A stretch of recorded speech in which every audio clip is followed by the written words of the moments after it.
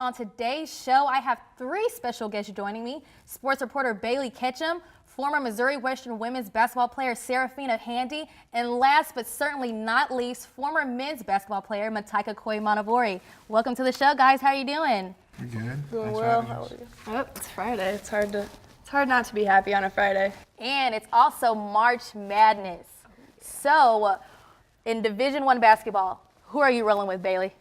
Well, I gotta go with my favorite team that I've had since I've been growing up, Tar Heels, North Carolina. I think they got a good See, shot. I can't sit next to her. I'm a Duke I think they fan, have a so good. Of course. Oh This no! interview- Oh no! I think they have a good shot this year. They're number one in the ACC right now. I think they can do it. I'm rolling with the Duke Blue Devils. I've always been a fan. I love their chances this year. They were in the outside looking in for a bit, I think, but they're back on a winning streak, and they're looking good.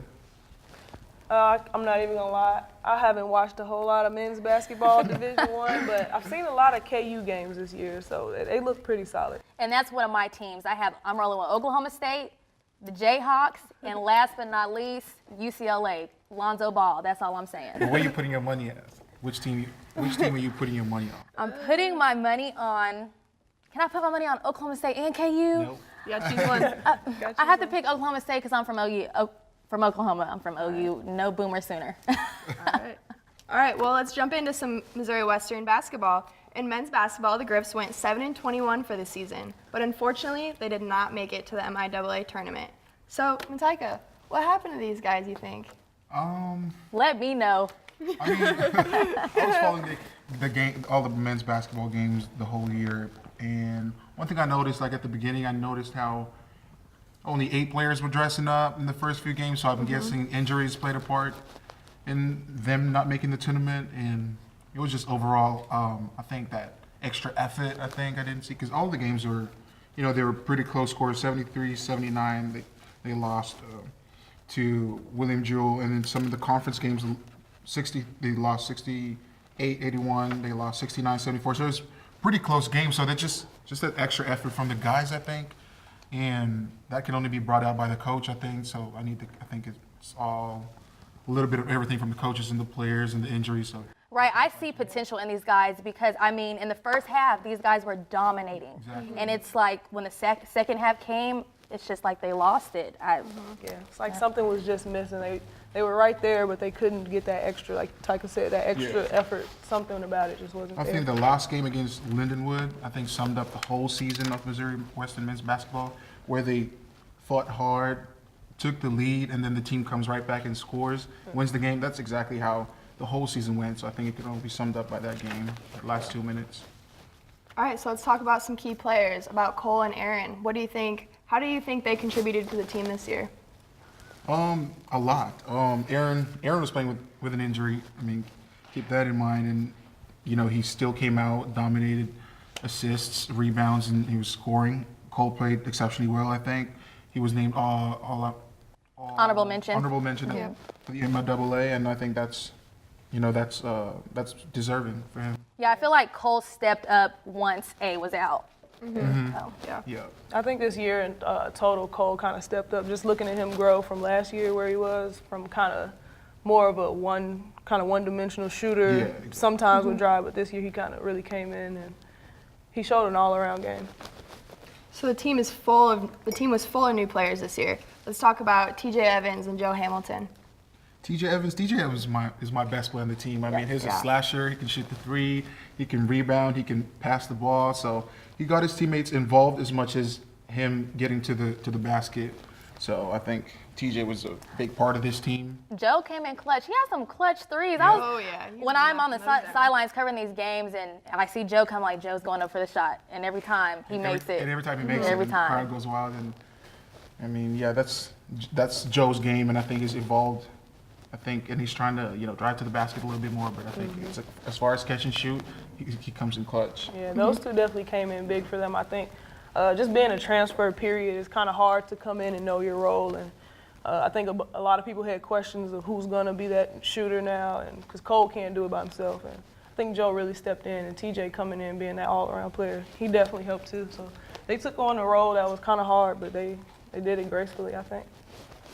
So what do you guys think Coach Weiberg is going to have to do to prepare for next season, make sure that this never happens again? They got some good returners, I'll say that. So Yeah. what he needs to do now, I think, is just get the right people and the right bodies around what they have right now, because I think they can build off of this. You know, losing and not making the tournament, you know, they can use that as motivation to prepare for next year and just recruit well and get the right guys in and mix it with what they already have now, which I think a good foundation of next year. Yeah, just all around kind of going back to the drawing board as far as like what do we do as coaches? That's what you got to say to yourself, I guess. Because at this point, you kind of just you can't put it to one thing. You know, it's not the players, it's not just the coaches, but it's everything. And kind of just sitting down with your staff and figuring out what they need to do. But it's doable. It's not impossible. Teams have been down before, so I have no doubt they can come back from it. So who would you guys give the MVP to? I got TJ. I mean, I'm rolling with TJ too. See, I'm rolling with TJ just because what he brought to the team this year. I mean, he was an all-around player, and I think he was a difference maker from last year to this year, I think. It's a hard decision, though, because If we had TJ last year, Yeah. what? Yeah. We Yeah. would go crazy. I Yeah. mean, Oh, yeah. I think we'd have, you know, When more you were wins. playing? Yeah. Yeah. Yeah. Like when you were playing, right? I'd probably go with Cole because I feel like he was always there knocking down the clutch shots when they were needed. He was always there keeping the team up on their toes. So I'd pick Cole, but TJ, yeah, definitely. They had a bunch of different leaders on the team. Yeah. I think me and Bailey are kind of on the same page as far as picking Cole because, I don't know, he just seemed, like she said, consistently there, not down any other guys or anything like that, but I don't know, I think he came in big this year. All right, well, we're going to take a quick break, and after our break, we're going to talk about some Western women's basketball.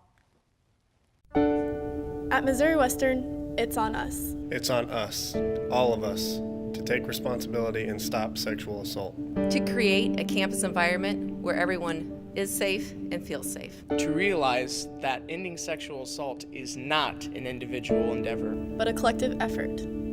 To understand that it affects not only students, but faculty and staff members alike. At Missouri Western, we take action. It's on us to look out for each other and not look the other way. We step up and say something. We support survivors. We are going to be a part of the solution and not the problem. It's on us to intervene and take responsibility. So take action because we can and will make a difference. At Missouri Western, It's on us to put an end to sexual assault. Begin by taking the pledge at itsonus.org.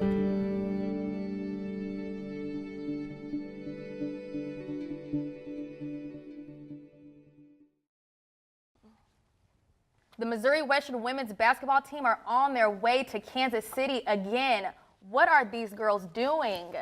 I think defensively, they're just an awesome team. If you look at last year, I think people were worried about 4 of the 5 starters kind of being gone and that being a bulk of their points, but offense hasn't really been the name of the game for this team. It's really defense. If you look, they're holding teams to 58.2 points a game. They're getting other teams turned over and they're scoring on those turnovers, and that's really what's propelled them to the record that they're at now. Yeah, I mean, Sefulu Falvai was named MWSU defensive player for a reason. I mean, she's really good. You know, even though she's undersized, she makes up for it. And, just her heart for the game. I mean, she gets in there, bumps, bigger girls and much taller girls than her. And she kind of reminds me of how Millie played last year. But, yeah, definitely a better defensive player than Millie. You can talk about your sister. But she's just a more all-around player. She can, come out, shoot the three. But her defense is just impressive. She's definitely grown from last season. You can say that. I could talk all day about Seth. Yeah. That's like one of my favorite players on the team because just the energy that she brings alone to defensive end and to the offensive end. Like she can drive it hard and she can get the ball turned, or she can turn you over on the other end. She's just a phenomenal player, really. Let's talk about some players like Dewey and Tay and Torres. Torres had that really big game senior day, even with the steal and a breakaway fast break to add to her 25, I think. They've been big. Dewey, Tate, Seth, and Julia, the seniors this year, they've stepped up big. Dewey's my MVP. I'm putting it out there. I didn't even ask so yet. But I think Dewey is, the main reason this team has been so successful lately, because she's, even though she plays a point guard, coach usually puts her on the 2, puts Malia on the 1, and she's still, gets her shots and still gets her teammates involved and scoring double digits at the same time. So Yeah. she's my MVP. Yeah. Now let's talk about a phenomenal coach, Coach Ed. I mean, you played under him. Let's talk about him as a coach. Coach Ed, he is the most infamous coach I think I've ever played for. It seems like everywhere I go, somebody's asking me, like, does he ever say anything nice to you guys? And I guess it's something, unless you're in it, you don't understand it, because he really is the most loving coach that you could really ever have. He tells you all the time, whatever he says to you on the floor, after the game, it's over. But even when he is in your stuff on the court, sometimes it can kind of motivate you and make you want to go a little bit harder. But I think he's an excellent coach. Like, he gets these girls to get up and give their all. Like I said, defensively, he gets them to give their all, and they're doing an excellent job at it. And that's why they're in Kansas City right now. Yeah. So, Taika, you said your MVP is Chelsea Dewey. Yep. Bailey, who's your MVP? I would agree with you. I would say Chelsea. She was a strong leader on the team. She was always knocking down the shots. She had a bunch of assists. Defense was great. But honestly, the four seniors were a great core group. They were all great leaders in that last game with Torres, those 25 points. Yeah. And seeing her go on those breakaways, I don't think I've ever seen a 6'2" girl on a breakaway. That was amazing. One word, clutch, so you know my answer. Oh, yeah, definitely.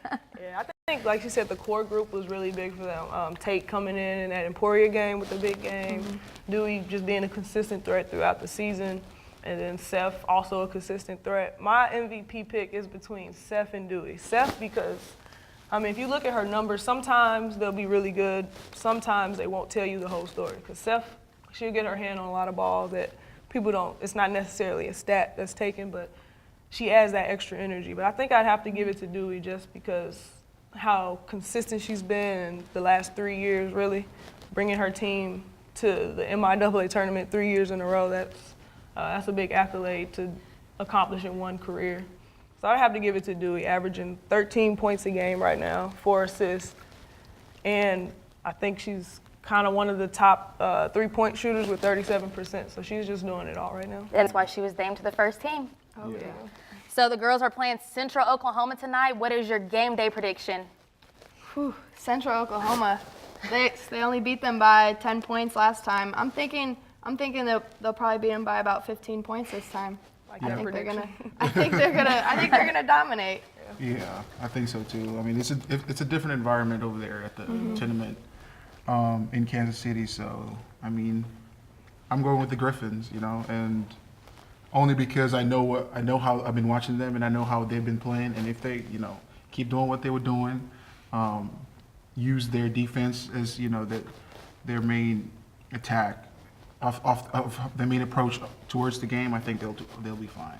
Yeah, I think in a lot of playoff games, the players that come to play that'll surprise you are the bench players. Those are the players you really got to look at, because starters, they're either going to get their usual what they get, or they're going to be locked down by the other team's defense. But I'd look to Aaron coming off the bench, even Dana really some, Trudy even coming off the bench. I like Trudy. I do like Trudy. She's a solid player. I think those players will be big for them, and it'll be some nerves, but hopefully they'll be able to shake it in. And I think if Tate, Tate gets on a run, that girl goes on fire. I mean, man. Let's talk about Tate a little bit. I think if Tate focuses more on her mid-range game rather than her drive to the right and chucking it up there, I hate that move. Tate is gonna get you. She's gonna get you for that. You play with her. Why does she do that move every time? And it ends up, going everywhere. I mean, I think with some players, the idea is, if I drive hard enough, I'll get the foul. Yeah. And then when you don't get it, it's kind of frustrating. But I think our mid-range game is definitely. Well, she's playing for Missouri Western. You're not going to get those calls. Hey, you know the men do it too. The men do that too. I'd rather her focus on a mid-range game. Just her jumpers. Agreed. When she gets on the roll, really, if 2 or more of them get on the roll, they're pretty much impossible to stop. So. I'm excited to see that. Well, we'll see how. I love me some Tate. I love me some Tate. You know what? Keep going. Taika, you can just take over the show. You can be the host. You take over. Well, we'll see how these girls play tonight.